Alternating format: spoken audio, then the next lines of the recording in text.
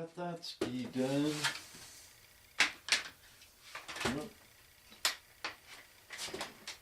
Take off that breaker.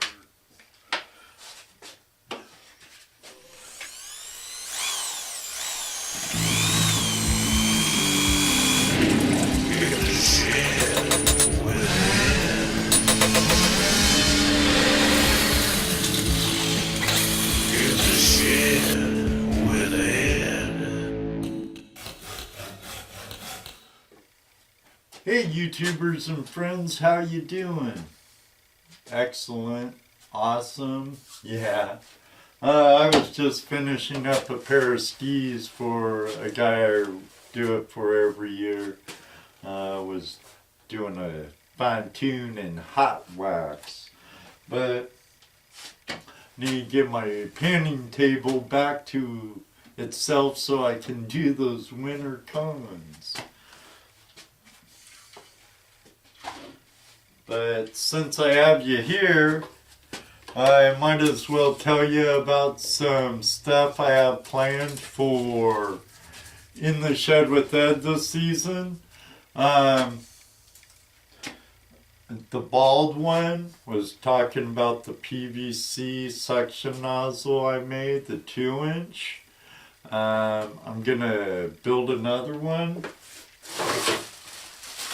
I got some of the parts I needed from Menards the other day, you know. I even got a list in my back pocket of how much some of the things cost.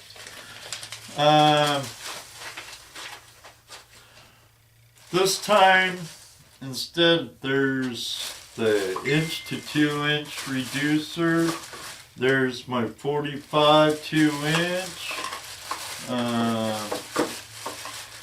Then I have a slip 3/4 to 1/2 inch that will go kind of like this, and you might ask why I got this type of fitting this time. Because I'm gonna make a dry land nozzle this time around, the bald one.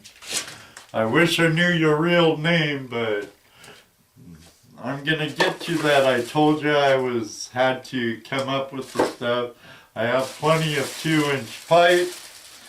I just need to get a valve now. Because all I have is a 1-inch valve and then a 1/2 inch valve. I'd like to have a 3/4 valve for that. And then Jaffy, our prospecting friend from Ireland, he's kind of restricted to gold pans and river sluices, like some parts of the country is here. But if you want to go commando Jaffy and do some guerrilla prospecting, you asked about electric highbanker. Well, that's the perfect way. If you don't want to haul in the gold cube with the cube header on it, cube box, however you want to say it, one of the groups I have in chat on my FB Messenger is going ballistic, talking about an outing that's coming fall with some of my friends from down south, the Bogans, Mida and David Bogan from Georgia. We had a great time with them, and Rich Cooley and Caleb Bennington and Kathleen and Shad Biffle. Also, John Miller had a real good time our last time out, pretty much, at Pirates Cove. I know the Wandering Buffaloes have a video about it already out, and I'm sure Dennis Dayton does also. I have not. I have a few stacked up before it in editing, so I'll get to it when I get to it. But back to you, Jaffy. I was gonna do kind of like, I got gold here on the plate. I'm making up gifts for premium patrons, either the co-producers or the producers, but you can head over to Patreon and find out about that. But back to this. Now this, I was gonna make another bucket hopper, which is a 12 volt system for the most part. With my bucket hopper, I'll get that over here.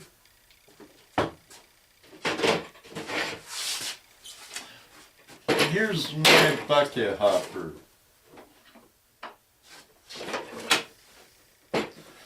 I use two 1,100 gallons per hour 12 volt pumps, one for each spray bar. It works really well, and a good charged battery will get me most of the day.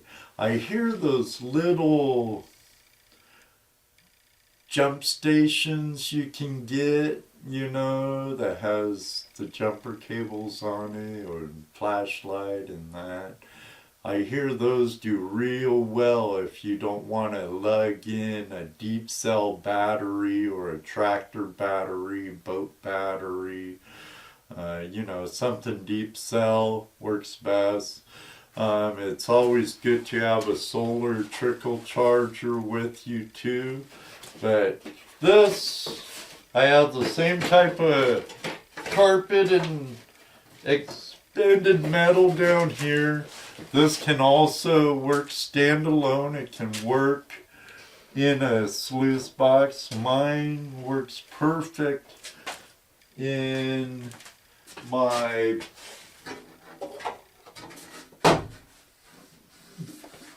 Buckabilly 7-inch sluice. It fits right here in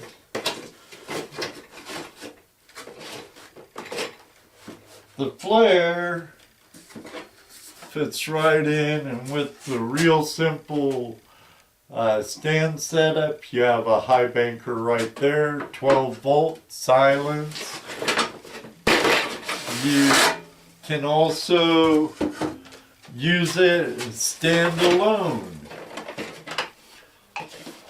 I also have made it, here you can see one grizzly type this is nothing more than wire shelving.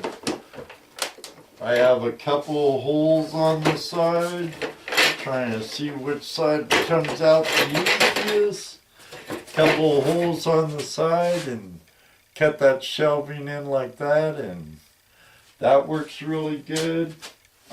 I also have this plate that I put in, and it sits in there like so. I have this set up so I have kind of a baffle in it that goes up in here and sits like that.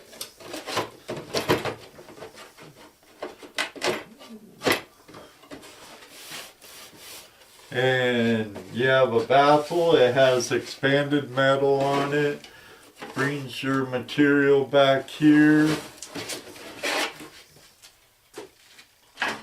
And there you have it. The baffle that's in here is usually in here when I use the shelving grizzly, you know, the first grizzly. There's that idea, Jaffy. And then there's this. I was talking to my partner, Jesse, about making a rocker box. And I had this all cut out. And I was gonna drill some holes for some spray bars and make another bucket hopper, but I think I'm gonna use it for a standalone unit / type rocker box thing. For a rocker box, I think I could just attach a board on the bottom like so, and that way you could rock it back and forth, agitate it and whatnot. What I'm going to do for the top is take the small square bucket, and on 1/3 of it, it would be the lower third, or this third, the front third, maybe half, with holes in it. So it'd be kind of at an angle when running it. And that would take all the material up towards this baffle I have.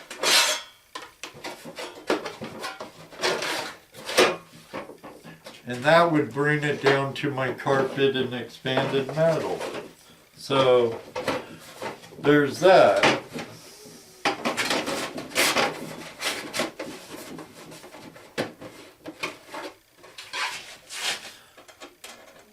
Just some sheet metal for steel buildings and whatnot. I have it down there. Don't necessarily have to have this out. And this would be a lot like the Gold Rush Nugget bucket.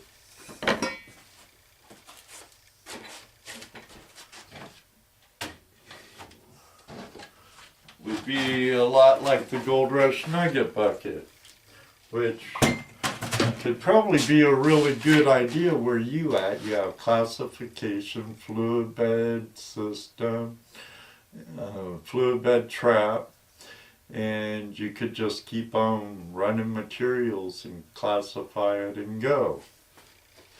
But this, you can pour it in, or you could make an attachment where the spray bar could fit over this top part. For this project, I don't really want a spray bar in it. But you could use a bucket, a gold pan, or anything to pour water into it.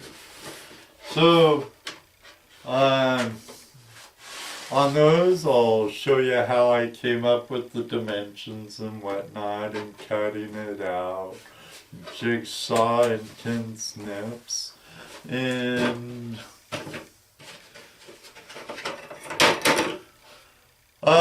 some other projects I'm interested in doing is a hand dredge or a hand suction device. Also, I don't know. We'll see. Give me some suggestions, my friends out there, my YouTubers and friends.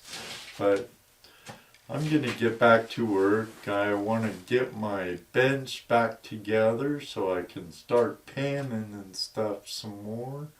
And it's easy enough to switch it out if I end up having some skis and snowboards to tune and wax. So enough of that. Merry Christmas, and may you always have a flash in your pan.